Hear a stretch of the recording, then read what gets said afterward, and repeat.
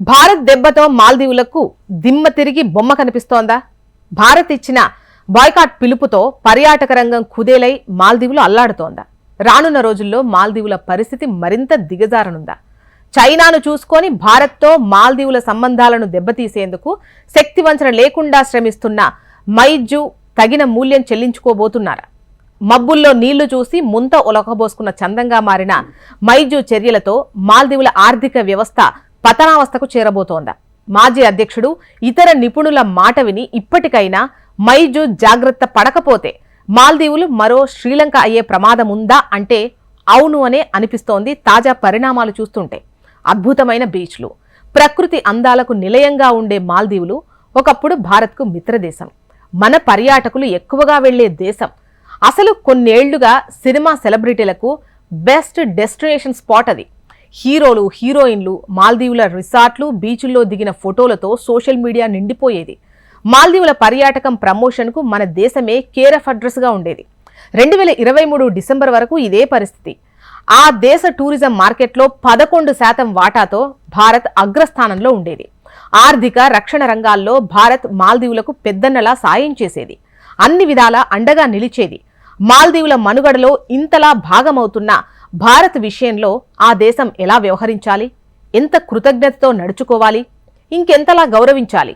గతంలో మనకు మాల్దీవులకు మధ్య అంతా బాగానే ఉండేది. పొరుగు దేశంగా, పెద్ద దేశంగా, మిత్ర దేశంగా ఉన్న భారత్తో మాల్దీవులు ఎంతో స్నేహంగా, జాగ్రత్తగా ఉండేది. ఆ దేశానికి కొత్తగా వచ్చిన అధ్యక్షులైన వాళ్ళెవరైనా కూడా ముందుగా భారత్లోనే పర్యటించేవారు అంటే రెండు దేశాల మధ్య బంధం ఎంత బలంగా ఉండేదో అర్థం చేసుకోవచ్చు. కానీ మహమ్మద్ మైజు మాల్దీవుల అధ్యక్షుడైన తర్వాత అంతా మారిపోయింది. భారత్ను వ్యతిరేకించడం, మనతో నిరంతరం గొడవలు పెట్టుకునే చైనాకు విశ్వాసంగా ఉండటం, చైనాకు వీలైనంత దగ్గరగా ఉండటాన్ని మాల్దీవుల విదేశాంగ విధానంగా మార్చేందుకు మైజు ప్రయత్నాలు ప్రారంభించారు. అన్నలా అండగా ఉంటున్న భారత్ను రెచ్చగొట్టడం, మనకు దూరం జరగడం ద్వారా దేశంలోనూ ప్రపంచ స్థాయిలోనూ గుర్తింపు పొందడమే మైజు లక్ష్యాలుగా మారిపోయాయి. మే 10 లోపు మాల్దీవుల్లో ఉన్న భారత సైనికులు వెళ్లిపోవాలని మైజు ఆదేశించారు. 2 నెలల పాటు జరిగే ఈ కార్యక్రమం ఇప్పటికే మొదలైంది. సైనికులు యూనిఫామ్ రూపంలోనూ, సాధారణ దుస్తుల్లోనూ భారతీయులు మాల్దీవుల్లో ఉండరాదని స్పష్టమైన ఆదేశాలిచ్చారు. చైనాలో పర్యటించారు. ఆ దేశంలో ఆయుధ ఒప్పందాలు కుదుర్చుకున్నారు. ఇంతవరకు భారత పర్యటనకు రాలేదు అంటే చైనాతో స్నేహమే తమకు ప్రధానం అన్న సంకేతాలు ఇచ్చారు. పర్యాటకంతో పాటు అన్ని విషయాల్లోనూ మనపై ఆధారపడే మాల్దీవుల వైఖరి గమనించిన తర్వాత ప్రధాని ఆ దేశానికి ఓ జలకిచ్చారు. ఈ ఏడాది జనవరిలో లక్షద్వీప్లో ప్రధాని పర్యటించారు. ఆ ఫోటోలను సోషల్ మీడియాలో షేర్ చేశారు. ఇక్కడి నుంచే మాల్దీవుల పతనం ప్రారంభమైంది. ప్రధాని లక్షద్వీప్ పర్యటన ఉద్దేశం అందరికన్నా ముందుగా అర్థమైంది మాల్దీవుల ప్రభుత్వానికే. అందుకే ఆ దేశ ప్రభుత్వం ఉలిక్కిపడింది. ప్రధానిపై అక్కసు వెళ్లగక్కింది. లక్షద్వీప్ పర్యటనపై అవాకులు చెవాకులు మాట్లాడారు మంత్రులు. నోటికి పని చెప్పిన మంత్రులపై ప్రభుత్వం చర్యలు తీసుకున్నప్పటికీ అప్పటికే జరగాల్సిన నష్టం జరిగిపోయింది, ఇంకా జరుగుతూనే ఉంది కూడా. ప్రధాని మోదీపై మాల్దీవుల నేతలు చేసిన విమర్శలను భారతీయులు సీరియస్ గా తీసుకున్నారు. బాయ్కాట్ మాల్దీవుల నినాదంతో సోషల్ మీడియా ఊగిపోయింది. వ్యక్తుల నుంచి పర్యాటక సంస్థల దాకా అందరూ మాల్దీవుల తిక్క కుదిర్చేందుకు పోటీ పడ్డారు. అప్పటికే తలపెట్టిన పర్యటనలను కూడా రద్దు చేసుకున్నారు. దీంతో మాల్దీవుల పర్యటన రంగం పెను కుదుపుకు గురైంది. పర్యాటకుల సంఖ్య ఢమాలైంది.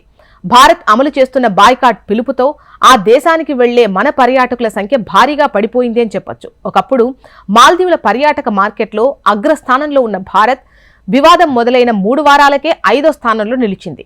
28,000 మంది పర్యాటకులతో ఈ నెల ప్రారంభంలో 6వ స్థానంలో ఉంది. భారత్ నుంచి వచ్చే ఆదాయాన్ని మాల్దీవులు ఎంతగా కోల్పోయిందో ఈ లెక్కను బట్టి అర్థం చేసుకోవచ్చు. మాల్దీవుల మాజీ అధ్యక్షుడు మహమ్మద్ నషీద్ అదే అంటున్నారు. భారత్ పిలుపునిచ్చిన బాయ్కాట్ దెబ్బ మాల్దీవులకు గట్టిగా తగిలిందని, పర్యాటక రంగంపై తీవ్ర ప్రభావం చూపిందని ఆందోళన వ్యక్తం చేశారు. భారత్కు మహమ్మద్ నషీద్ క్షమాపణలు చెప్పారు. తమ ఆతిథ్యంలో ఎలాంటి తేడాలుండవని, భారత పర్యాటకులంతా మాల్దీవులకు రావాలని కోరారు. భారత్ మాల్దీవుల సంబంధాలు సాధారణ స్థితికి రావాలని ఆకాంక్షించారు. మాజీ అధ్యక్షులు, ఇతర నేతలంతా ఇలా దేశానికి కలిగిన నష్టాన్ని వీలైనంత తగ్గించేందుకు ప్రయత్నిస్తుంటే ప్రస్తుత అధ్యక్షుడు మైజు వైఖరిలో మాత్రం ఎటువంటి మార్పు రావడం లేదు.